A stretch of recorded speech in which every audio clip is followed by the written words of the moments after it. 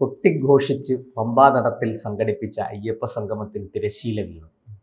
ആ സംഗമം ഉദ്ഘാടനം ചെയ്ത മുഖ്യമന്ത്രി പിണറായി വിജയന് ദേവസ്വം ബോർഡ് പ്രസിഡന്റ് അദ്ദേഹത്തിൻ്റെ ആ പ്രസംഗത്തിന് ശേഷം ഒരു ഉപഹാരം സമർപ്പിച്ചു. ഒരു മനോഹരമായ അയ്യപ്പ വിഗ്രഹമാണ് സമർപ്പിച്ചത്. ഈ ഉപനിഷത്ത് വാക്യങ്ങളൊക്കെ ഉദ്ധരിച്ച് പ്രസംഗിച്ച പിണറായി വിജയൻ താൻ ചെയ്ത തെറ്റിന് ഒരു പ്രായശ്ചിത്തം എന്നോണം ആണോ ഈ അയ്യപ്പ വിഗ്രഹം വാങ്ങിയത്?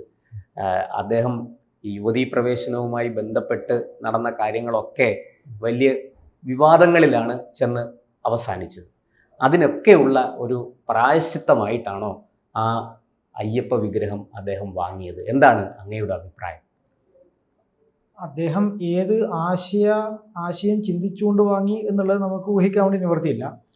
പക്ഷേ ഈ വിഷയത്തിൽ ശ്രീ പിണറായി വിജയൻ കാണിച്ച പരസ്യമായ ഒരു നിലപാട് മാറ്റം വളരെ ശ്രദ്ധേയമാണ്. പരമഭാഗവതനായ ഒരാളുടെ നാക്കിൻ തുമ്പിൽ നിന്ന് വരുന്ന മട്ടിലുള്ള വാക്കുകളാണ് അദ്ദേഹത്തിൽ നിന്നും ഉണ്ടായിട്ടുള്ളത്. ഈ പറഞ്ഞതുപോലെ അതെ, ഈ ഉപനിഷത്തുകളും അതെ ഭഗവത്ഗീതയും ഒക്കെ ഉദ്ധരിച്ചുകൊണ്ട് സമൃദ്ധമാക്കിയ ഒരു പ്രസംഗമാണ്. അതെന്തായാലും അദ്ദേഹം ചിട്ടപ്പെടുത്തിയാണെന്ന് എനിക്കറിയില്ല. കാരണം അതിൽ ശരണം വിളി പോലും വളരെ തെറ്റിച്ചിട്ടാണ് ഉള്ളത്. അതെ. അപ്പോൾ സാധാരണ മലയാളിക്ക് ശരണം വിളിയൊന്നും തെറ്റാൻ സാധ്യതയില്ല. ഏത് മതക്കാരനാണെങ്കിലും അവർ ചെറിയ പ്രായത്തിലെ കണ്ടും കേട്ടും ഒക്കെയുള്ള ശരണം വിളി ഒരിക്കലും തെറ്റില്ല. ഈ തെറ്റിയത് കൊണ്ട് തന്നെ അതിൽ എത്രമാത്രം ആത്മപരമായിട്ട് അല്ലെങ്കിൽ സ്വയം അത് ഉൾക്കൊണ്ടുകൊണ്ട് പറഞ്ഞു എന്നുള്ള സംശയമുണ്ട്. ശരണം വിളി തന്നെ തെറ്റിച്ച സ്ത്രീക്ക് അദ്ദേഹം അത് ഉൾക്കൊണ്ടുകൊണ്ട് പറഞ്ഞ വാക്കുകളാണോ, അല്ല മറ്റാരെങ്കിലും പറയിച്ചതാണോ, അല്ല ഈ രാജമാണിക്യത്തിനെ പോലുള്ള ആളുകളൊക്കെയാണ് അതിൻ്റെ പിന്നിൽ പ്രവർത്തിച്ചതെന്നൊക്കെയാണ് അറിയുന്നത്. അവരൊക്കെയാണോ ഇതിൽ എഴുതി കൊടുത്തത്? ഇതൊക്കെ സംശയിക്കത്തക്ക രീതിയിലുള്ള സാഹചര്യം ആ ഒറ്റ വാക്ക് വഴിയിൽ വന്നിട്ടുണ്ട്. ശരണം വിളി സാധാരണക്കാരന് തെറ്റില്ല.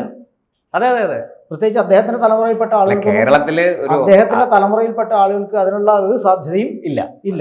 തീർച്ചയായിട്ടും ഏത് കമ്മ്യൂണിസ്റ്റുകാരനും തെറ്റില്ല. അപ്പൊ അത് തെറ്റിയത് കൊണ്ട് തന്നെ അദ്ദേഹം എത്രമാത്രം ഉൾക്കൊണ്ടുകൊണ്ട് ആണ് ഇതിനോട് സഹകരിച്ച് പ്രവർത്തിച്ചത് എന്ന്. പക്ഷേ തീർച്ചയായിട്ടും അതൊരു പൊളിറ്റിക്കൽ മൈലേജിനുള്ള ഒരു സംരംഭമായിരുന്നു എന്നുള്ളതിൽ സംശയമൊന്നുമില്ല.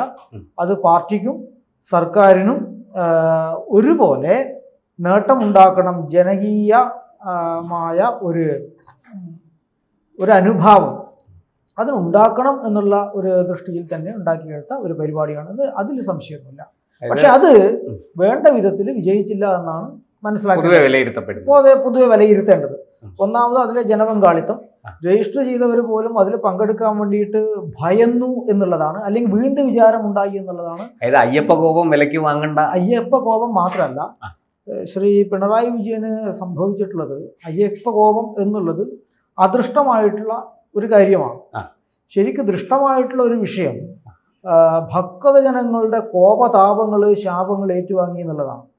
ആ കോപതാപ ശാപങ്ങൾ ഏറ്റുവാങ്ങുമ്പോൾ അത് വിളിച്ചു ചൊല്ലി പ്രായശ്ചിത്തം പരസ്യമായിട്ട് ചെയ്തുകൊണ്ട് ചെയ്യേണ്ട ഒരു പരിഹാരമാണ്. ഇങ്ങനെ ഈ ഒരു വിഗ്രഹം വാങ്ങിച്ചത് കൊണ്ട് മാത്രം ആളുകളുടെ മനസ്സ് കുളിർത്തു പോകും എന്നുള്ള വിധേന ചെയ്യാൻ വേണ്ടി മുതിരുന്നത് എന്നുള്ളതാണ് എനിക്ക് തോന്നുന്നത്. പക്ഷെ അതങ്ങനെ കുളിർത്തിട്ടില്ല എന്ന് കൃത്യമായിട്ട് മോണിറ്റർ ചെയ്തു സാമുദായിക സംഘടനാ നേതാക്കന്മാർ. അതിൽ പങ്കെടുക്കാൻ വേണ്ടിയിട്ട് സമ്മതിച്ചിരുന്ന പല ആളുകളും അതിൽ പങ്കെടുക്കാത്തതിൽ നമുക്ക് മനസ്സിലാകുന്നത് അതാണ്.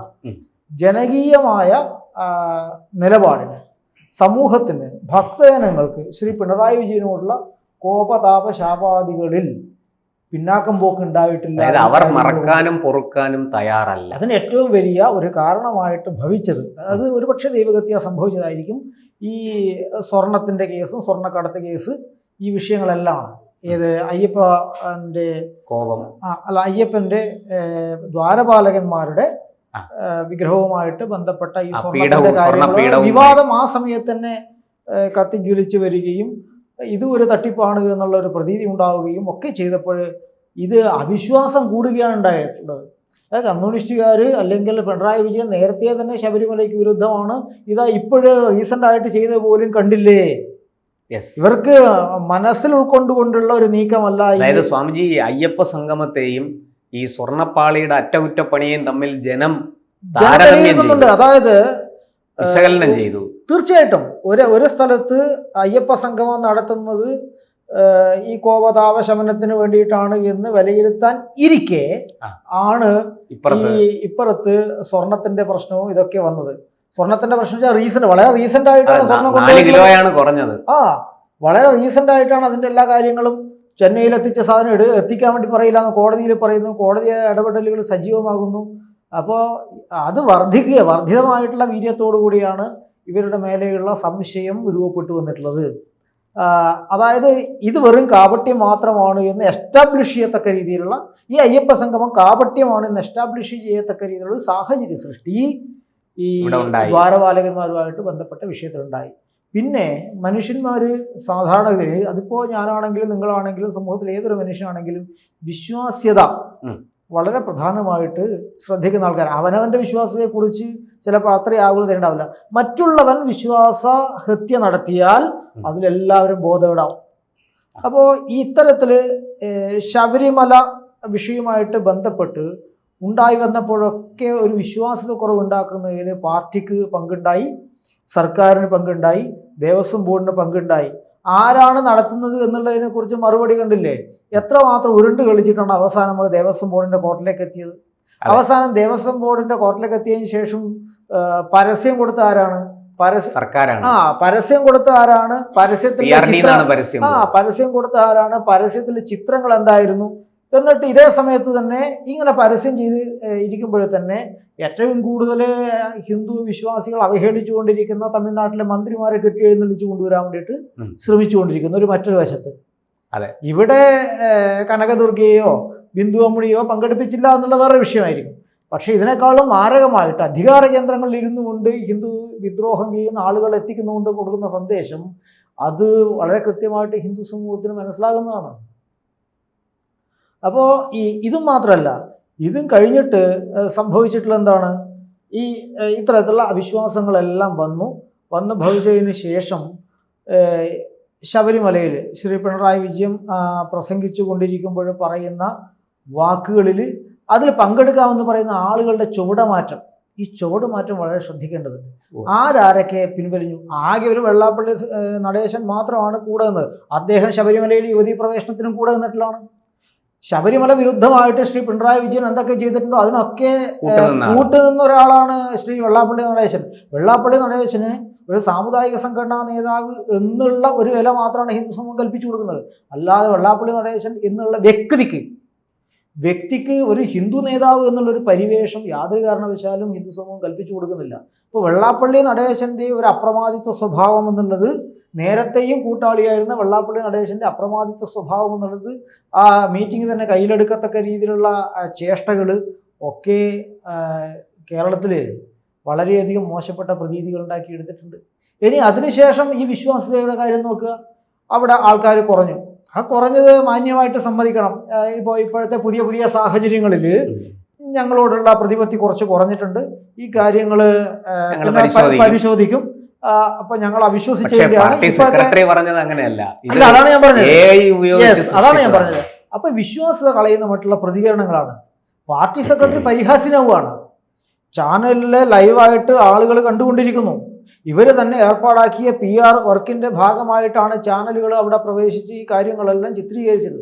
ആ ചാനലുകളിൽ, എല്ലാ ചാനലുകളിലും ഒരുപോലെ വന്നുകൊണ്ടിരിക്കുന്ന ഈ ദൃശ്യങ്ങളെ AI നിർമ്മിതം എന്ന് പറഞ്ഞിട്ട് ആരെയാണ് സാമാന്യ ബുദ്ധിയെ പരിഹസിക്കുന്ന ഒരു പാർട്ടി സെക്രട്ടറിയോട് എത്രമാത്രം ഒരു വിശ്വാസ്യത പൊതുസമൂഹത്തിന് തോന്നും? ഇയാൾ എന്ത് മണ്ടത്തിലാണ് പറയുന്നതല്ലേ തോന്നുള്ളൂ.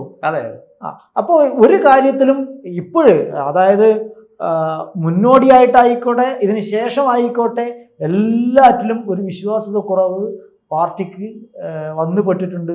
അത് കുറേയൊക്കെ അറിയാതെയാണ്, പക്ഷെ അതിലുപരി അറിഞ്ഞുകൊണ്ടെന്ന് വെച്ചാൽ ഇങ്ങനെ പറയേണ്ട ഒരു കാര്യമില്ല. പാർട്ടി സെക്രട്ടറിയോട് അത് ദേവസ്വം ബോർഡിനോട് ചോദിക്കുന്നു മാത്രം. ദേവസ്വം ബോർഡാണ് സംഘാടകരെങ്കിൽ ദേവസ്വം ബോർഡിനോട് ചോദിച്ചാൽ മതി എന്ന് പറഞ്ഞ് ഒഴിയാവുന്ന പാർട്ടി സെക്രട്ടറി അത് വൻ വിജയമാണ് എന്നും ബാക്കിയുള്ള പ്രചരണങ്ങളൊക്കെ AI നിർമ്മിതമായിട്ടുള്ള ചിത്രത്തിൻ്റെ പശ്ചാത്തലത്തിൽ ഉണ്ടാക്കി കൊണ്ടുവന്നതാണെന്നും പറയുന്നത് അങ്ങേ അറ്റം ആളുകളെ മണ്ടന്മാരാക്കാമെന്നുള്ള ഒരു ചിന്തയിലാണ്.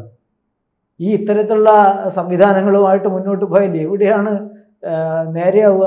അപ്പോൾ എല്ലാ അർത്ഥത്തിലും അയ്യപ്പ സംഗമം എന്നുള്ളത്, അയ്യപ്പ ഭക്ത സംഗമം എന്നുള്ളത് നാനാവിധമായി സത്യത്തിൽ മറ്റൊരാൾ പറഞ്ഞതുപോലെ ഇത് ശ്രീ പിണറായി വിജയന്റെ ഭക്തസംഗമമായിട്ട് പരിണമിച്ചു നേരത്തെ തന്നെ എന്നുള്ളത് കൊണ്ടാണ് സമൂഹത്തിന്റെ കോപതാപ ശാപാദികൾ ഞങ്ങൾക്ക് കൂടി കിട്ടേണ്ടതില്ല എന്ന് വിചാരിച്ച് പല പ്രമുഖ വ്യക്തിത്വങ്ങളും അതിൽ പങ്കെടുക്കാതിരുന്നിട്ടുള്ളത്.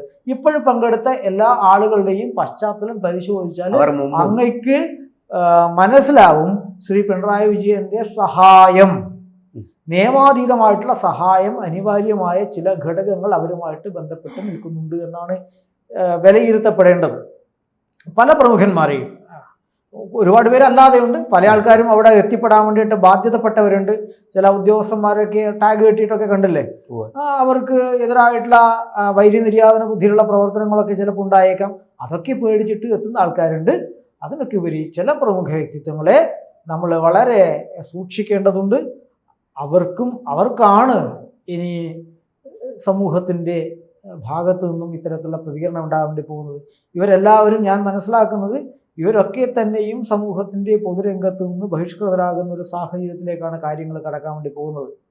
ഇവരൊക്കെ അമ്പല പ്രഭാഷണങ്ങളുമായിട്ട് പോകുന്നവർ, സാംസ്കാരിക നേതാക്കന്മാരുടെ വേഷത്തിൽ വരുന്നവർ, ഭക്തജനങ്ങളുമായിട്ട് സംവദിക്കുന്നവരൊക്കെ ആയിട്ടുള്ള ചില വേഷവിധാനങ്ങളോട് കൂടിയിട്ടുള്ള ആൾക്കാരൊക്കെ അവിടെ എത്തിയിട്ടുണ്ട്. രണ്ട് വള്ളത്തിലും കാല് ചവിട്ടി നിൽക്കുന്നവരൊക്കെ, അവരൊക്കെയും ഇനി പൊതുസമൂഹത്തിൽ വിലയില്ലാത്തവരായി പോകുന്ന ഒരു സാഹചര്യം കൂടി ഉണ്ടാകും. പുറകെ അയ്യപ്പ കോപവും, അയ്യപ്പ കോപം ഞാൻ തൊടാത്തത് അത് അദൃഷ്ടമാണ്. അയ്യപ്പന് എത്രമാത്രം പ്രീതി അപ്രീതി എന്നുള്ള വിഷയത്തിൽ ഞാൻ വിലയിരുത്തുന്നത് ശരിയല്ല. കാരണം ചെയ്തത് വളരെ തെറ്റാണ്. അതിന് അയ്യപ്പ കോപം ഉണ്ടാവുമെന്ന് എൻ്റെ വിശ്വാസം ഉറച്ച് പറയുകയും ചെയ്യുന്നു. പക്ഷേ അത് അത്രമാത്രം അതിൻ്റെ അളവ്, തോത്, ഇതൊന്നും നമുക്ക് നിർണ്ണയിക്കാൻ വേണ്ടി പറ്റില്ല. പക്ഷെ ഇത് ഭക്തജനങ്ങളുടെ കോപതാപ ശാപാദികൾ അത് ശമിക്കാൻ ഇത് പര്യാപ്തമല്ല. കാരണം ഇത് ആത്മാർത്ഥമായിട്ടും സത്യസന്ധമായിട്ടും ഇതിൽ ഏറ്റവും തുടക്കം തൊട്ട് അവസാനം വരെ, ഇതിന് ശേഷം വരെയും ഒന്നും ഉണ്ടായിട്ടില്ല. ഒരു പക്ഷേ ഇത് സത്യസന്ധമായിട്ടാണ് എന്ന് തോന്നിക്കഴിഞ്ഞിട്ടുണ്ടെങ്കിൽ നമ്മൾ ആരും മാറിയേക്കത്തില്ല. ആരെങ്കിലും മാറിയേക്കുമോ? ഇല്ല. ഇതിൽ വളരെ ആത്മാർത്ഥതയുണ്ട്, സത്യസന്ധതയുണ്ട്, പശ്ചാത്താപ ബുദ്ധിയുണ്ട്. തെറ്റുപറ്റും, ആളുകൾക്ക് തെറ്റുപറ്റും, മനുഷ്യരാണ്, സഹജമാണ്.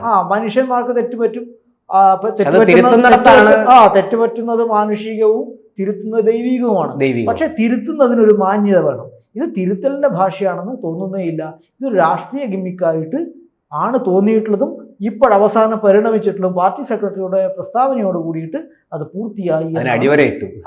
തീർച്ചയായിട്ടും ഇതൊരു രാഷ്ട്രീയ ഗിമ്മിക്കായിരുന്നു എന്ന് മനസ്സിലായി. അല്ല എങ്കിൽ വിശ്വാസത്തിലെടുത്ത് ചെയ്യുന്ന എത്ര വഴികളുണ്ട്. ഇവരാരും കാര്യങ്ങൾ മനസ്സിലാക്കാത്ത ആളുകളാണെന്ന് ഞാൻ തോന്നുന്നില്ല. ഏത് രാഷ്ട്രീയ ധാരയോട് ചേർന്ന് നിൽക്കുന്ന അയ്യപ്പ സംഘടനകളാണെങ്കിലും കാര്യങ്ങൾ മനസ്സിലാക്കാത്തവരാണെന്ന് ഞാൻ വിചാരിക്കുന്നേ ഇല്ല. പക്ഷെ അതല്ല ഇവിടെ സംഭവിച്ചത്. കൂടുതൽ വാർത്തകളും വിശേഷങ്ങളും നിങ്ങളിലേക്ക് എത്താൻ ABC മലയാളം സബ്സ്ക്രൈബ് ചെയ്യുക, ബെൽ ബട്ടണും അമർത്തുക.